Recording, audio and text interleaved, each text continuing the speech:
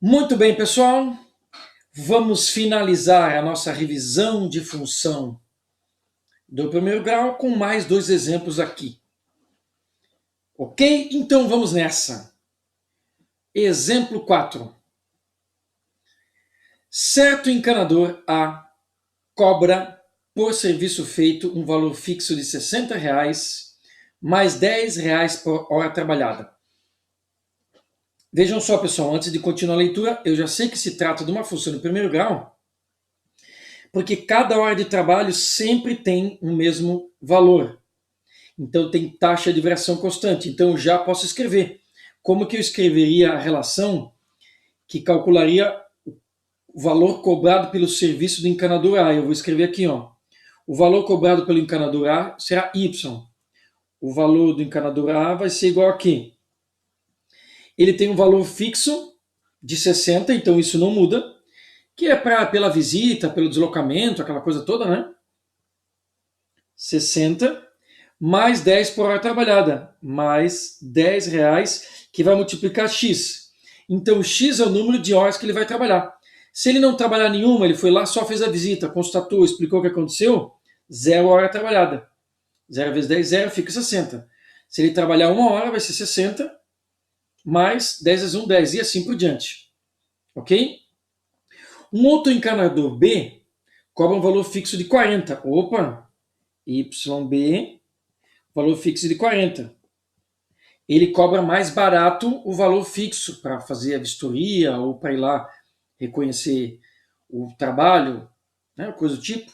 Só que a hora trabalhada dele é 15, então, ó, 15 vezes x. Aí está, acabei de escrever as duas funções que calculam o valor a ser cobrado por cada um dos encanadores. Eu poderia chamar de f de x, né, pessoal, também, né? E encanador A e encanador B. Certo? E aí a letra diz o seguinte: construa o gráfico das duas funções, valor cobrado y, aí está, em função do tempo x. Num mesmo plano cartesiano que já está pronto aqui, ó, valor de y cobrado em reais, importante colocar a unidade nesse caso, né? E o tempo x em horas. Muito bem, posso chutar valores para x e para y aqui, pessoal, e fazer o gráfico tranquilamente. Mas a proposta aqui é um pouquinho diferente, tá? Vou começar fazendo o gráfico do encanador A, certo? Ó, aqui está escrito de trás para frente, vamos dizer assim, do modelo tradicional que a gente escreve de função, que a gente costuma escrever o termo x na frente. Mas não há problema nenhum, é até comum a gente encontrar em algumas literaturas escrito dessa forma, certo? Então, eu vou fazer o gráfico do encanador A. Ele vai cortar o eixo y no 60, então eu vou posicionar mais ou menos aqui assim, ó, certo? Como eu não estou dividindo o eixo y na escala certinho aqui, ele pode ficar um pouco fora de proporção. Tá? A gente vai tentar fazer o melhor possível. Vou botar o 60 aqui assim, ó. Tá? Deixa eu ver. Vou botar o 60 aqui. Certo? O 60 aí. E é uma função crescente, ó. Né? Porque o coeficiente angular é 10 positivo, então vai ser algo do tipo que vocês estão vendo aqui, ó. Certo? Vamos lá. Este é o gráfico do encanador, ó. Vou colocar aqui. A, certo? Muito bem, agora vamos fazer o gráfico do encanador B. Corta o eixo Y no 40, então um pouco abaixo aqui, ó. Certo? E já estou fazendo bolinha fechada, né, pessoal? Porque não tem sentido esse gráfico para cá, tá? Então ele parte daqui.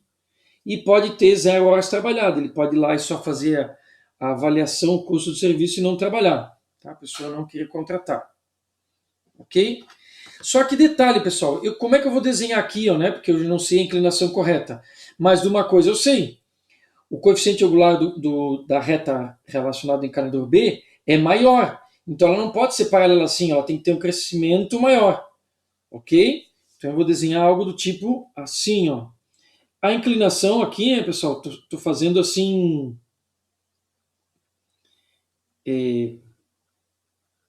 Um valor coerente só, né? tá? Mas não estou medindo certinho, porque por enquanto esse gráfico aqui é um esboço, certo? É um esboço, porque eu não tenho mais um ponto. Então seria algo do tipo, ó. E vocês concordam que em virtude disso, em algum momento aqui, ó, as duas linhas vão se cruzar. Então sabe o que seria legal mesmo? Seria legal fazer o gráfico, né, cada reta com dois pontos. O ponto de partida e o ponto em comum. Esse ponto aqui, ó. Certo? Esse ponto aqui. Esse seria o ponto legal de ter. Porque vocês vão ver logo em seguida aqui na pergunta B, esse ponto aqui vai ser interessante de saber para ser respondido. Como que eu calculo esse ponto? Vejam só, esse ponto pertence às duas retas. Então, nesse ponto aqui, ó, eu posso dizer tranquilamente que o y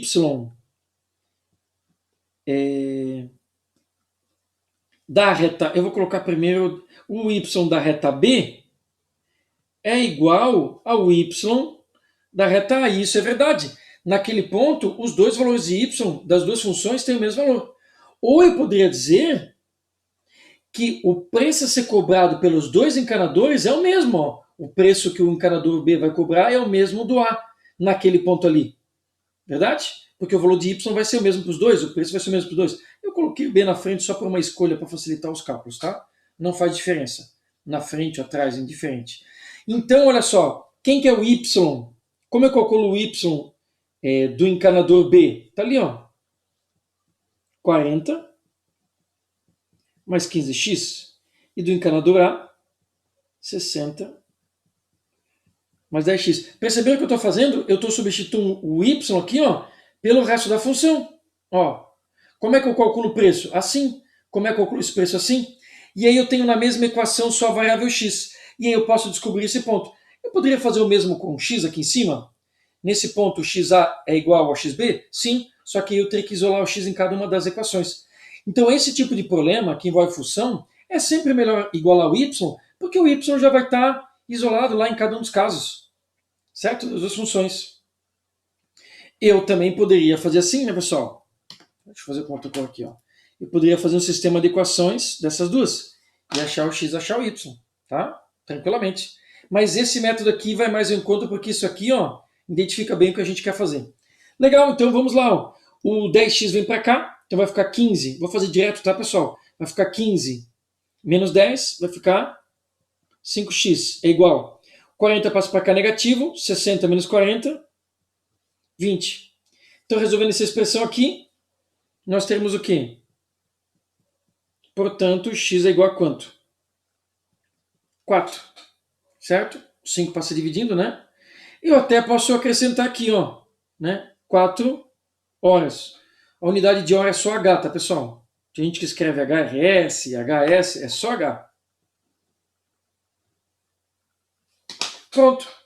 Então, esse cara aqui, ó, é 4. Como é que eu faço para calcular, então? Eu já sei que em 4 horas os dois encanadores vão cobrar o mesmo preço. Que preço é esse? Eu posso escolher esse 4 e colocar em qualquer uma das duas.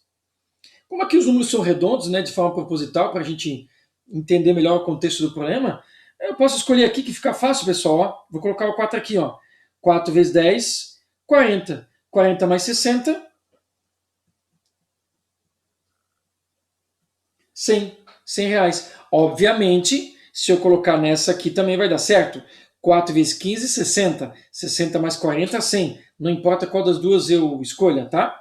Não resolvi aqui até por uma questão de espaço, mas eu vou fazer uma indicaçãozinha aqui, ó. Coloca ele aqui, olha ali. E aí eu encontro, vou colocar um asterisquinho aqui então, né? Aí eu encontro esse 100 que aqui está. Só para deixar bem linkado no desenho. Ok? Então, resolvemos a letra A, fizemos o gráfico e colocamos os pontos mais importantes, onde corta o eixo Y e o ponto em comum. Poderia fazer com outros pontos aqui, para ter certinho a inclinação, chutar valores para x, por exemplo, colocar 1 em 1, 2 em 2, fazer o gráfico? Certamente. Tá? Certamente. Mas já colocamos o mais importante para responder a pergunta B. Considerando o menor custo para a realização de um trabalho, analise as vantagens na contratação do serviço dos encanadores. Pessoal, nós vamos analisar só o menor custo. Ok? Porque a gente poderia analisar também a qualidade, a qualidade do serviço se foi indicado, a impressão que a gente teve, como é que foi feito o orçamento, tá? A velocidade com que ele trabalha.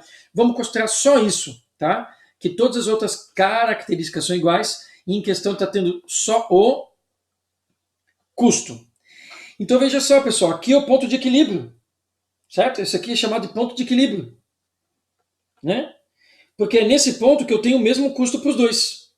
Então, daqui para cá, vai ser mais vantajoso para um, e daqui para lá vai ser mais vantajoso para outro, certo? Então, em virtude do nosso espaço, eu vou fazer essa divisão aqui embaixo, ó, tá? Opa, aqui ficou meio diferente. Então, vamos lá. Como é que eu avalio? Eu posso pegar o 3 aqui e substituir nas duas para ver, né? Certamente, né? Um 3. Mas a gente vai ver para que qualquer valor menor que 4 horas, ou de 0 a 3 horas, e você pegar um valor qualquer aqui e fizer no gráfico, olha o que vai acontecer. Para o encanador B, que é o vermelho aqui, ó, o ponto vai daqui. E a linha do encanador A está sempre acima. Então, todos os pontos aqui da linha do A vão estar acima do B. Então, daqui para cá, o custo de B é menor, porque o gráfico está embaixo. Então, como é que eu posso escrever isso aí? Para cá do 4, eu vou escrever assim, ó. B tem menor custo. E, obviamente, para cá, o A tem menor custo. Eu poderia escrever isso de forma, né, mais detalhada. Para o número de 4 horas de trabalho, nós temos o mesmo custo para os dois encanadores. Abaixo de 4 horas, o B tem um custo menor. E acima de 4 horas, o A tem um custo menor. É só olhar o gráfico aqui. Mas nada impede de você substituir, né? Se você pegar o 2 aqui, por exemplo, ó, colocar aqui, você vai ver que o encanador A vai dar 80. E se você colocar o 2 aqui, o encanador A vai dar, aqui vai dar 30, vai dar, o encanador B, desculpe, vai dar 70. O B sempre está abaixo aqui, ó, do A. Então aqui o B sempre tem custo menor. E se vocês olharem para cá, ó, o A tem custo menor, porque aqui o A sempre está embaixo do B. Certo? E à medida que eu vou aumentando aqui, o B vai ficando cada vez mais caro. Até porque, né, pessoal, o B tem uma taxa de inversão maior. O custo inicial dele é menor. Então ele é menor no começo. Tá? Então daqui para cá, A menor custo, porque está embaixo. Daqui para cá, B menor custo, porque está embaixo. Só tem que cuidar para não confundir que está ali. Certo? Eu resumi aqui a letra B, né? Muito bem. Vamos então para o exemplo 5. Para finalizar. O exemplo 5 é um exemplo um pouco mais matemático, né? E ele diz o seguinte: quando eu digo mais matemático é que não tem não tem uma associação, uma aplicação direta, né? Não que esse exercício não possa ter, ok? Mas é para associar algum conceito. Sabendo que a reta R, que aqui está, passa pelo ponto 2 menos 8, já está destacado lá o ponto P, 2 menos 8, e é paralela à reta S. Opa, são paralelas. É visível no desenho? A sensação que sim, né? Mas a gente não teria garantia se não tivesse escrito. E a reta S aqui, ó, S dois pontos, tem essa equação. Determine a função que representa a reta R. Então vamos destacar algumas informações. As informações destacadas são que a reta R é paralela à reta S. Esse é o símbolo, tá, pessoal, de retas paralelas. Duas mini retas paralelas. Ok? O que a gente sabe sobre isso? A gente sabe que a distância entre elas vai permanecer sempre a mesma. Ok. Mas a gente sabe também que nas retas paralelas, essa inclinação aqui, ó, tem que ser a mesma. Então, o ângulo de inclinação, ou simplesmente a inclinação, tem que ser o mesmo. Eu vou colocar uma letrinha aqui, eu vou chamar de alfa, alfa. Se eu coloquei a mesma letra, é porque é o mesmo valor. Então, se elas têm a mesma inclinação, elas vão ter o mesmo coeficiente angular, porque o coeficiente angular é a tangente desse ângulo. Então, isso aqui, ó, implica no quê? Que o coeficiente angular da reta R vai ser igual ao coeficiente angular da reta S. Legal! A pergunta é: qual é a equação da reta R? Determine a função que representa a reta R. A função é a equação. Então, pessoal, eu vou escrever aqui assim, ó, a reta R, né? O que a gente tem de informação dela? A gente quer saber a equação. A gente tem um ponto. Pô, que beleza! Temos o ponto P, 2 menos 8. Eu vou deixar só assim, ponto P, tá? Que é conhecido. Para escrever a função ou a equação de uma reta, a gente precisa de dois pontos, né? Então faltaria um. Ou então um ponto e o coeficiente angular, que eu já consigo desenhar ela. Essa reta foi possível ser desenhada porque ela tinha um ponto, né? E ela tinha a referência daquela reta de ser paralela. Então foi aproveitada a mesma inclinação. Então basta ter o M. E aqui está a dica. Então vamos calcular o coeficiente angular. Ó, eu quero saber o coeficiente angular da reta R. Mas vamos calcular o coeficiente angular da reta S. E aí resolvemos o problema. A reta S está lá, ó. Certo? Ó. S, dois pontos, é para identificar. 6x mais 2y igual a 18. Só que ela não está escrito no formato tradicional. Existe forma para avaliar nesse formato? Existe, mas não é necessário no nosso estudo. Porque o nosso estudo não é reta, é função. Então a gente vai fazer o tradicional. 2y é igual. O 6x vai para lá, ó. Menos 6x mais 18. Certo? E vou passar o y dividindo.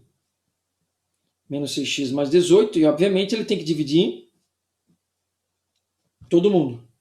E aí eu posso fazer uma separação, né? Porque o 2 divide todo mundo. E nesse caso em particular, eu consigo simplificar os dois porque todos são par.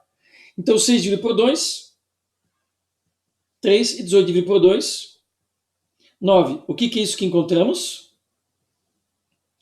Isso aqui é a equação da reta EC, certo? Essa daqui, ó. Essa daqui, ó. Certo? A equação da reta S. O coeficiente angular dela, coeficiente angular da reta S, a gente tem aqui, ó, menos 3. Pode ver que é uma função decrescente, por isso negativo. Só que fazendo isso, eu acabei de descobrir o coeficiente angular da reta R, que também é menos 3. Ora, por quê? Porque se elas são paralelas, o ângulo é o mesmo, o coeficiente angular é o mesmo. Elas têm a mesma inclinação aqui, ó, o mesmo ângulo alfa. Que não importa quanto é o ângulo alfa agora. A gente sabe que é maior que 90 graus.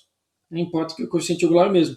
Agora, com posse do coeficiente angular, né, e do ponto P, eu posso escrever a equação da reta R. E aí a gente pode lançar mão de duas maneiras. Escrever a partir da equação, dessa equação aqui já, né?